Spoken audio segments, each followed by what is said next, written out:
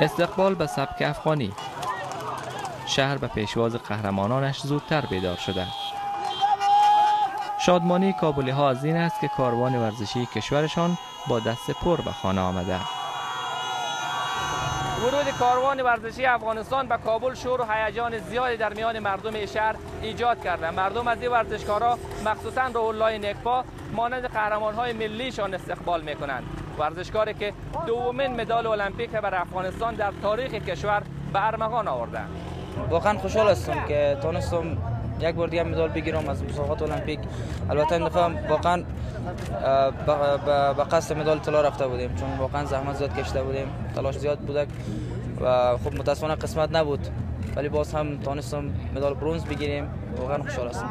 ما از یک کشور نمایندگی میکردم که تا هنوز در اینجا جنگ جریان داره، تا هنوز زنان در افغانستان مشکلات خودشان ندارن. به نظر من این خودش مدال است و بالاتر از مدال است برای من.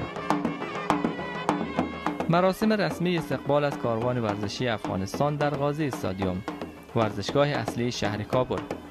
در میان این افراد از سیاستمداران و دیپلمات‌های خارجی گرفته تا کسبکاران دیده می‌شوند.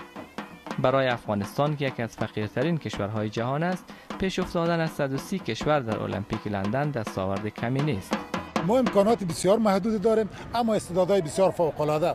دیگه با وجود از اینکه ما امکانات بسیار محدود داریم، دولت مردای ما، رهبری دولت ما باید برای ورزش توجه خاص باید بکنن. کاروان ورزشی افغانستان با 6 ورزشکار در 4 رشته راهی المپیک لندن شد. جوانانی که در شرایط سخت تمرین کردند و راهشان را به این مسابقات گشودند. افغانها به دستاورد نمایندگانشان از مسابقات لندن افتخار می‌کنند. شور و هیجان امروز اتفاق فراموش ناشدنی برای خیلی از افغانها خواهد بود. علی سلیمی، BBC، کابل.